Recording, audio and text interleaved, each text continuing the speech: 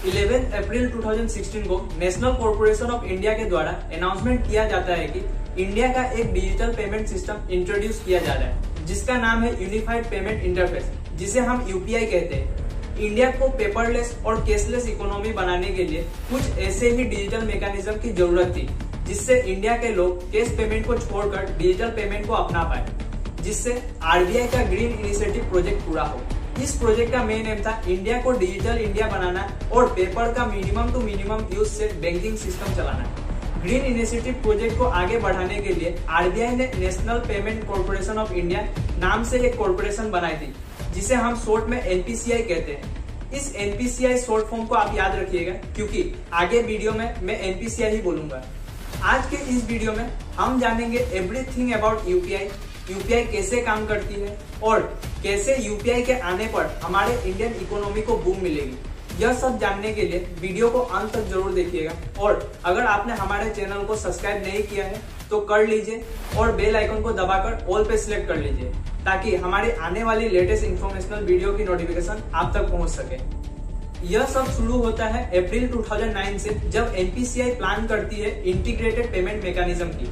पर इसको इंडिया में इम्प्लीमेंट करना इतना आसान नहीं था, क्योंकि 2011 के सर्वे में आरबीआई को पता चलता है कि एक साल में एक पर्सन के द्वारा सिर्फ 6 नॉन कैश ट्रांजैक्शन किए जाते हैं। उस समय पूरे देश में सिर्फ 1 करोड़ रिटेल बिजनेस ऐसे थे जो कार्ड बेस्ड पेमेंट सिस्टम को एक्सेप्ट करते थे, और 145 मिलियन फैमिलीज ऐसी थी जिनके पास बैंक अकाउंट था। यह फैमिलीज बड़े बड़े सिटीज से बिलोंग करते थे।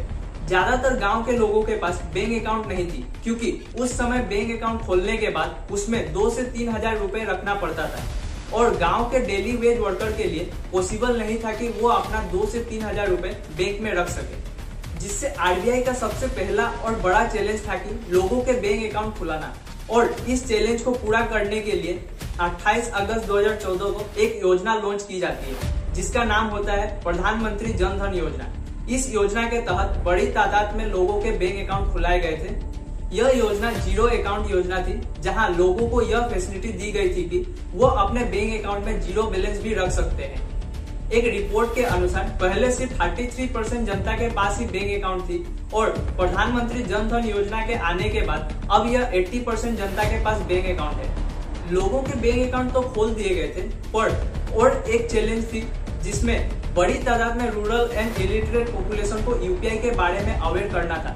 फिर समय आता है 8 नवंबर 2016। उस दिन नरेंद्र मोदी जी के द्वारा एक अनाउंसमेंट होती है नोटबंदी की।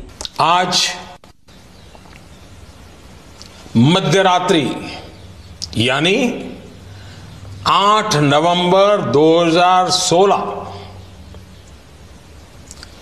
की रात्रि को 12 बजे से वर्तमान में जारी 500 रुपए और 1000 रुपए के करेंसी नोट लीगल टेंडर नहीं रहेंगे। उसके बाद से ही लोगों के बीच में यूपीआई का प्रचलन बढ़ा। लोग अब कैश पेमेंट से कैशलेस की तरफ बढ़ रहे थे। यह नोटबंदी के समय यूपीआई का काफी हद तक बूम पीरियड था। बहुत से लोग डिजिटल पेमेंट की तरफ जा रहे थे। लोग डिजिटल पेमेंट को तो अपना रहे थे, पर फिर भी पूरी तरह लोगों में इसका एक्सेप्टेंस नहीं था। फिर 2019 में मिनिस्ट्री ऑफ फाइनेंस के द्वारा लोगों को इससे अपनाने के लिए merchant discount rate that is MDR को हटा दिया गया था। एमडीआर का मतलब है ऑनलाइन ट्रांजैक्शन करने पर 1 से 3% का चार्जेस देना पड़ता था, लेकिन एमडीआर को यूपीआई से हटा दिया गया था, जिसके कारण यूपीआई से ट्रांजैक्शन करने पर कोई भी चार्जेस नहीं देना होता है। इस चार्जेस को गवर्नमेंट बियर करती है, जिसके लिए गवर्नमेंट का अभी का बजट है 1500 करोड़ रुपए का। यूपीआई के प्रोसेस को जानने के लिए कुछ टर्म को जानना जरूरी है। अब ध्यान से समझिएगा और ये टर्म याद रखिएगा, जो आपको यूपीआई के प्रोसेस को समझने में मदद करेगी। पहला है यूपीआई एप्लीकेशन, जैसे कि फोन पे, गूगल पे, पेटीएम एक्सेट्रा। दूसरा है पीएसपी, पब्लिक सर्विस प्रोवाइडर। यह पीएसपी ऑथेंटिसिटी प्रोवाइड करती है और यूजर्स को बैंक और एनपीसीआई से कनेक्ट करती है। तीसरा है कस्टमर बैंक और चौथा है रिटेलर बैंक। मान लीजिए कि आप कोई भी यूपीआई एप्लीकेशन से किसी रिटेलर को पेमेंट करना चाहते हैं। उस समय आपके पास 3 ऑप्शन होंगे पेमेंट करने को। पहला है मोबाइल नंबर, दूसरा है क्यूआर स्कैन और तीसरा है वर्चुअल पेमेंट एड्रेस। जिसे हम प्यार से यूपीआई आईडी कहते हैं। इसमें से कोई भी XYZ ऑप्शन आप सिलेक्ट करते हैं पेमेंट करने के लिए। उसके बाद हमारे द्वारा पेमेंट क्रिएशन होता है और पेयर्स पीएसपी पे फॉरवर्ड होता है। उसके बाद पेमेंट रिक्वेस्ट जाती है यूपीआई इंटरफेस में, वहां से ऑथेंटिकेशन रिक्वेस्ट जाती है रिटेलर पीएसपी पे और वहां सब कुछ सही होने के बाद ऑथेंटिकेशन रिस्पॉन्स मिलता है और वापस ये ट्रांसफर होता है यूपीआई इंटरफेस में।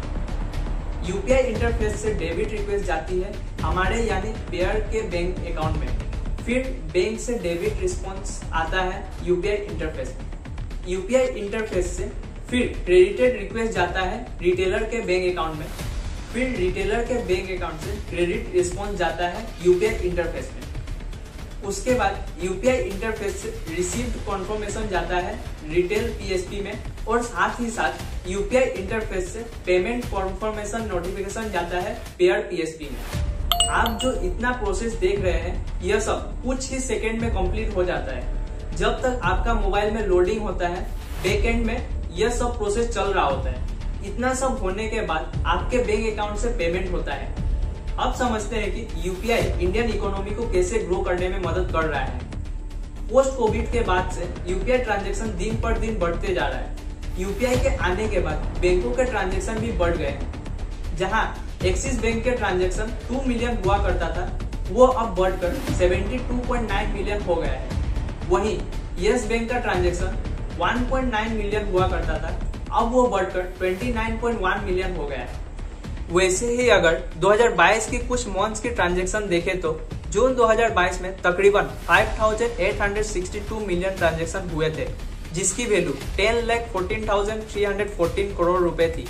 जुलाई 2022 में 6,288 मिलियन ट्रांजैक्शन हुए थे, जिसकी वैल्यू 10,62,747 करोड़ रुपए थी। वहीं अगर पिछले मंथ की बात करें तो अगस्त 2022 में 6,379 मिलियन ट्रांजैक्शन हुए थे, जिसकी वैल्यू 10,72,793 करोड़ रुपए थी।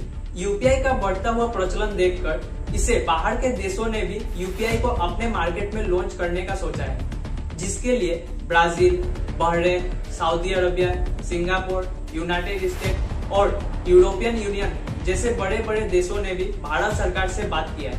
और कुछ अपडेटेड जानकारी दे देते हैं। 8 मार्च 2022 को आरबीआई ने यूपीआई 123 पे लॉन्च किया है, जिससे बिना इंटरनेट के भी पेमेंट किया जा सकता है। यह लो कनेक्टिविटी जोन के लिए मददगार साबित होगी। यूपीआई 123 पे में 4 ऑप्शन होंगे। पहला है नॉर्मल ऐप बेस्ड पेमेंट, दूसरा है मिस कॉल बेस्ड, इसमें आपको मर्चेंट पेमेंट नंबर पर मिस कॉल मारनी होगी।